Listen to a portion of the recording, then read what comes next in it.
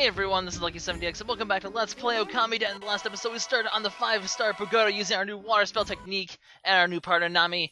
And in this episode, we're going to start it once again by getting a new brush technique, because this, I call it them dungeons, you know what I mean by that. It actually has 2 brush skills in it. So we get water spell at the beginning, and then halfway through this, we get this new skill, which is going to do up those flowers we've seen throughout the game that we haven't been able to do anything with. Well, now we can actually, which is pretty awesome.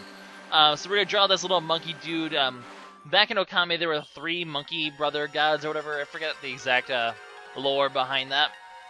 But they're like, you know, the balloon one, there was the one that did the lily pads, which isn't in this game. And then there's this one, you know, the 3 plant brothers or whatever the heck it was.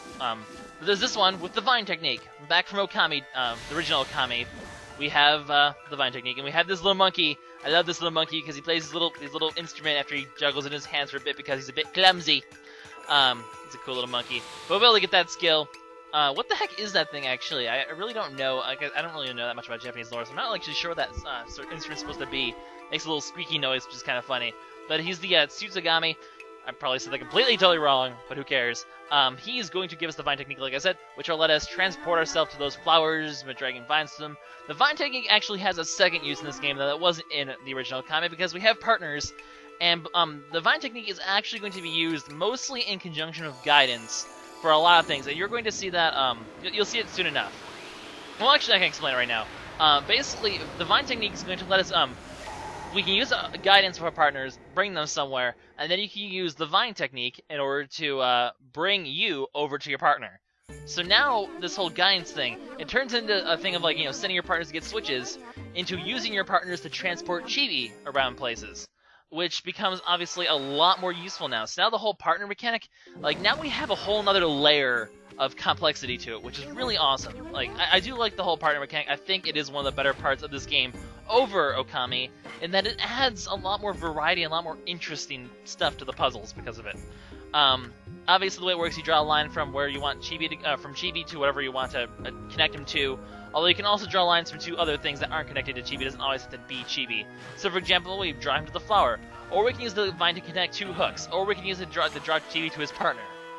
Lots of uses, and we're going to see them throughout this episode because, obviously, the vine's going to play a major role in this second half of the 5-star Pagoda. We're going to get pretty close to the end of the Pagoda today, just so you guys know. Anyways, so we draw our vine to the flower, we get transported to the flower, and suddenly gaps are no longer an issue, which is always a good thing. So that's the basics on how it works. Pretty cool technique, definitely one of the more used and the more useful ones in the game. We're going to be seeing this thing, you know, all over the place. It's very important in Okami, it's going to be just as important in this game. We can also use it to sort of, we can use multiple vines, obviously, to travel gaps even more efficiently. We're going to have, you know, it's basically like, you know, chain. This is basically like, this is the Okami equivalent of Zelda's hook shot, basically. Or the claw shot, double claw shots from like Twilight Princess and Skyward Sword.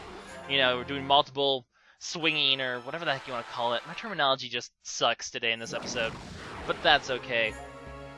So we're just basically using the vine, swinging around, getting ourselves a little. They have plenty of pots around here, so don't worry about running out of ink. As long as you keep breaking pots, you shouldn't have issues of running out of ink in mid vine transfer. That would kind of suck. Anyway, this is going to explain the whole guidance, connecting people sort of thing. So you bring Nanami over here. As you can see, the switch requires 2 people, not just 1. So you bring Nanami over onto the switch, and then you use the vine technique to connect Chibi to Nanami, and you'll actually bring Chibi over there, and then you'll have both your people over on one side. Obviously, this will be used in terms of with Nanami to transfer yourself across gaps. If we had someone like Kuni, you could transfer across, you know, those bridges that they always have that only Kuni can cross. And when we get future partners, you're going to see that all of them do have a unique mode of transport. Like, Nanami can swim, Kuni can walk across those bridges. Future partners will also have similar things that they can do that Chibi can't. And you'll be using the vine skill in conjunction with that in order to basically get Chibi throughout the levels and stuff like that. Anyway, so what we need to do with Nanami is we need to bring her down here because there's it's like treasure chest down here, isn't there? Or is it? No, it's just a switch down here. That's right. You need to open the doors because that's important.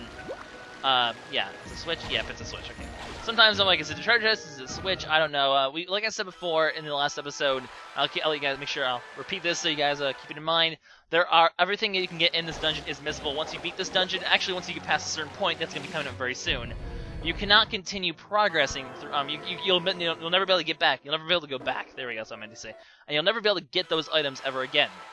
They'll be locked out permanently from you for the rest of the game. This includes lucky coins, masterpieces, and antiques.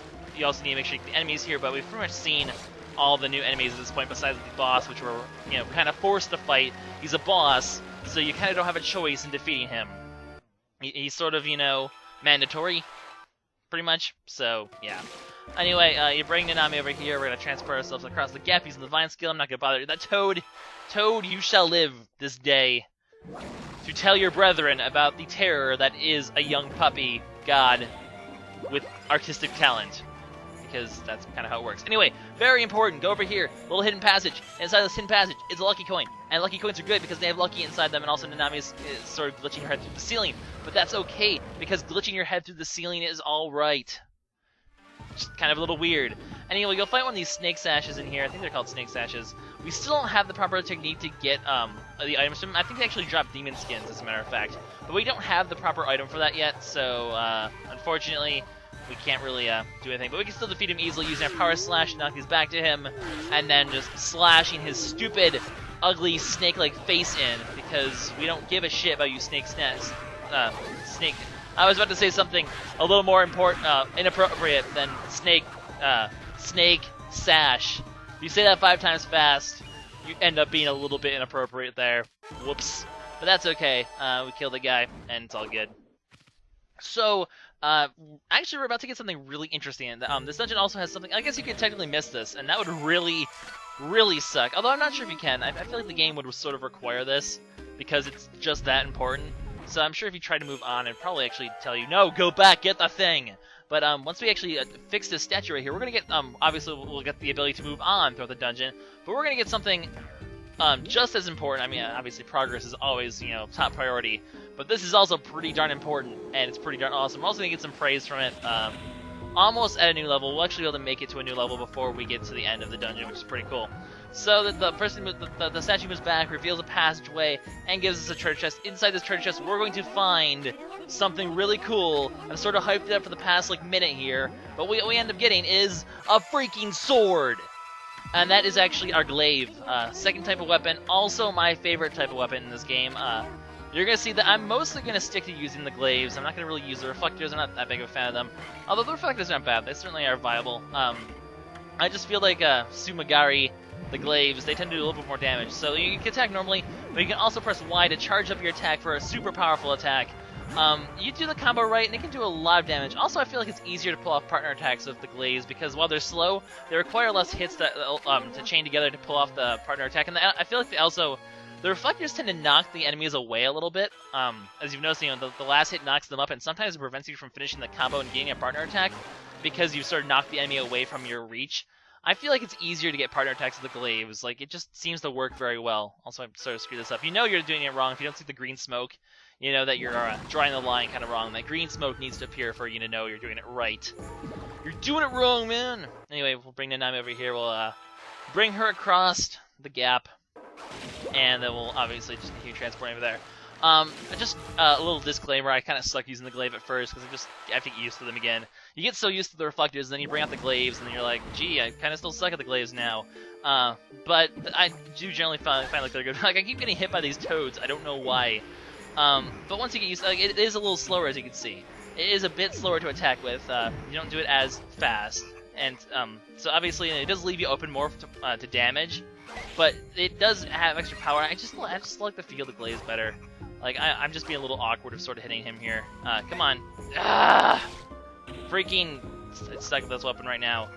You will get a third type of weapon, which I don't personally like to use in this game, except for one certain scenario. Actually, the glaives, they maybe, I think the reflectors are probably a little better outside of combat, but inside, the usual combat, glaives, I think, trump reflectors by far in normal combat. Outside, just fighting these toads, I do think reflectors are actually a little bit better. The other type of item, I just don't like it, except for one scenario in the game where it's basically godly awesome. And I'll be using it then. I mean, I'll show it off for a little bit when I get it. I don't even remember when you get the third weapon. no one needs to tell me, obviously. Actually, I think I do remember where you get that, now that I'm thinking about it.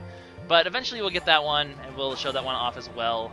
But this is personally my favorite one. Anyway, like I mentioned before, another use of the vine is to connect hooks and stuff together. So we connect the two hooks using the vine, and then it pulls these two rocks together, basically.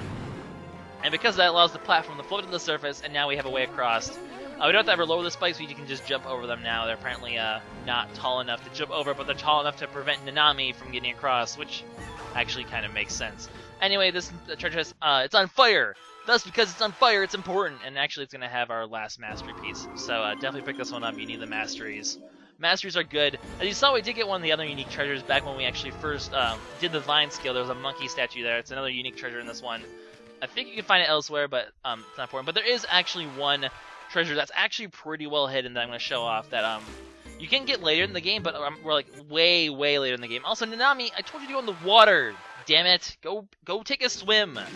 It's good for you. Swimming is good for you. You're a freaking mermaid.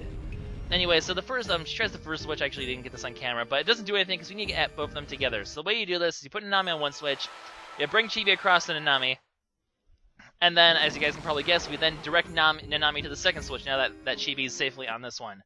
All the while avoiding the toid. Yes, the toid. He's a toid. What am I, a Brooklyn accent? The toid. Oh boy, sometimes I just can't talk properly. You can also just kill the toad with a power slash, but whatever. I'm feeling merciful. And then bring Nanami back over here, and then we can obviously transport her. Chibi using the vine technique back here. So a bit of a complicated puzzle. You're gonna see a complicated puzzle like this using guidance and vine in conjunction. Like those two skills probably are going to be your most used skills throughout the game. They're probably the two most important skills in the game, actually, because you use them all the time. Like they're more important than freaking power slash, and that's a pretty potent, offensive tool. So, yeah, you're going to be using guidance. Guidance is definitely the most important one. Like this game focuses a lot more on partner solving puzzle than using your brush skills to solve the puzzle. So Okami is very focused on using your brush. This game is a lot more focused on using your partners, which is a bit more interesting, obviously. So, pretty cool stuff, really. We're just going to be dodging these flames once again a la Mario, because apparently I say a la Mario quite a bit these days. Then again, it's a fun thing to say, so yeah. Anyway, once you reach this section, we're at this, we're very close to getting to the point of no return, where we can't, progress anymore throughout the dungeon. I'll tell you exactly when we get there, but what you need to do here, actually get some brushes. I accidentally let the geyser leave without me, so I have to sit here and wait for the water to come back down like an idiot. But this is where the other treasure, the other antique, is hidden, and it's hidden very well. So if you want to get it now and not at the very end of the game, basically press yourself to the left. As you can see, there's a little patch on the wall there that's a little different looking than the rest. There's a hidden compartment here with a snake figure, so that's how you get that one. Anyway, so what's the? Whoa, okay, weird camera shenanigans there. Right here, drawing this bomb right here and freeing the water. This is the point of no return. Once you draw this bomb right here, there is no going back. Because you're gonna see what happens. But this is the point of no return. If you haven't gotten any of the previous treasures in the 5-star pagoda, or is there anything like there's a history scroll outside the pagoda, certain stuff like that. Basically, and actually for that matter, anything before this whole part of the game. Once you reach this point, there's no going back. There's no going back to Shinshu Field or Kamiki Village at this point either. There's no going back. Well, you can go back to Kamiki Village and Shinshu Field way later in the game, but this is officially the point of no return for quite a while. And in terms of the pagoda itself, there's no return. Because as you can see, Nanami's trapped, and because she's trapped, it's going to be a lot harder to go back because we sort of need her to traverse some gaps with the water. So there's really no way back at this point. And now that we've jumped this, we're about to drop down a gap that once we get Nanami back, because the rest of this episode is going to be basically focused on using Chibi and Nanami separately in order to basically reunite the two of them at the bottom of this whole section. You'll see how that works. It doesn't take that long, but it's sort of like, they have to go their separate ways for a little bit. But there's no going back up because we can't jump back up these gaps. So there's going to eventually be a gap that we're going to get to that we're not going to be able to jump back up from, and thus once you get Nanami back, there's no way back because you can't jump up that high. So point of no return. We've reached it. Make sure you've used my guide to get everything you need to get before this point, or you're gonna be in trouble. And that happened to me too, because I didn't follow a guide my first time playing this game, and then I realized, oh shit, I missed some really important stuff, and then I had to restart my game because I wanted to get all the important stuff, and that really sucked. So just make sure you have everything, because it's important. Don't save on the next save point until you are confirmed that you have everything you need to get. Which it's really sad. It really is really sad that you have to use a guide on this game pretty much to make sure you get 100%. Because if you miss something, there's no going back to get it. You need to pretty much follow a guide and be like, okay, did I get every single missable in blah blah blah area, yes or no? And then just, check everything off your list. And that's not really a fun way to play the game. Like, it's fine to use a guide to go back, but having to use a guide while you're playing the game, that just sort of ruins the fun of it. So, I mean, it's unfortunate, it's a pain in the ass, but it's what has to happen, I guess. Anyways, so Nanami's like, okay, I'm trapped, we're going to keep going, so we're going to have to go without her for just a little bit. As you can see, there's a door down there, so we'll eventually be making our way back over here to get her. So we're not going to abandon her here forever. That'd be really sad and morbid. No, we're nice guys. We don't just abandon helpless mermaids. We make sure that they're nice and happy and safe on our back, because we're just nice guys like that. But because we have Chibi here, we can't exactly interact with the world because he's a dog and he doesn't understand things. Which, I mean, he's a dog. Well, he's a wolf, but he's a dog. So those faces, the different faces, keep that in mind because that's going to be important later. Just make sure you unlock it, because once you do, Chibi will know what to do at a certain point, which we're actually not going to encounter in this episode. It's going to be the last little bit of Pagoda that we're actually going to do in the beginning of next episode, before we go to the boss. Which, yeah, guys, boss, next episode, it's coming soon. Pretty awesome boss. Basically, it's the big boss that the Nanami faces in this game. Each of the partners really tend to have like one major boss. Like Kuni's is Master Anura, Nanami's is the fish. I guess I'll just go ahead and say his name. His name's Master Bullhead. And then, the other partners will have their own sort of major boss. And that's actually going to come into play. That's actually important for stuff that's going to happen at the end of the game. Why, there's one boss per partner. Kind of slight spoilers, but you'll see what it means later on in the game. Anyway, we're just going to kill some of these pot foxes. They're called pot foxes. You have to obviously hit them several times until they open their tops, then slash them while they're running away before they escape, if you want to kill them. Which you need to just make sure you kill one.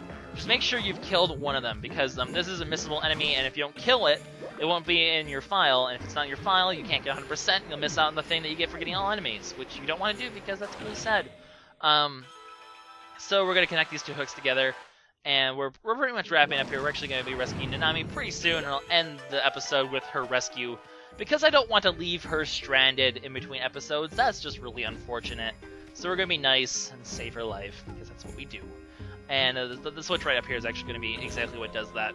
Although first, we're going to get some Spirit Ink. That's actually not important. You don't need to get the treasure chest, because who cares about Spirit Ink? That's not necessary for 100%, so it's not exciting, because I don't use items. Anyway, so obviously what we need to do is just direct Nanami down this little passageway, and soon she shall be safe, and then we'll all be happy. I'll also slash the toad because he's a douche. It's just, I mean, if you drop path and it looks like the toads are going to be your way, just slash and kill them. It's not, I mean, you're going to have to use the same amount of ink anyway. Because if she gets hit, by the way, in mid as you're guiding her, if any of your partners get hit as you're guiding them, they're gonna stop moving and you have to re-guide them, which actually can be a pain in some certain areas, because sometimes partners sort of get special abilities if they're being guided, and they'll actually lose out on those powers if they get hit. So there are certain cases where you really don't want your partners to get hit. It's gonna be bad for you. So always be liberal of using your power slashes to keep your partners safe. It's really an important thing to do. It's a good idea to make sure you keep them safe by doing that. Anyway, Nanami's praise will actually be enough to give us a new level, which is pretty awesome. And with that, guys, the episode's pretty much over. So stay tuned for the boss next episode, guys. This is LuckySevenDX signing out. We've been reunited with Nanami, and things are looking good. Bye-bye.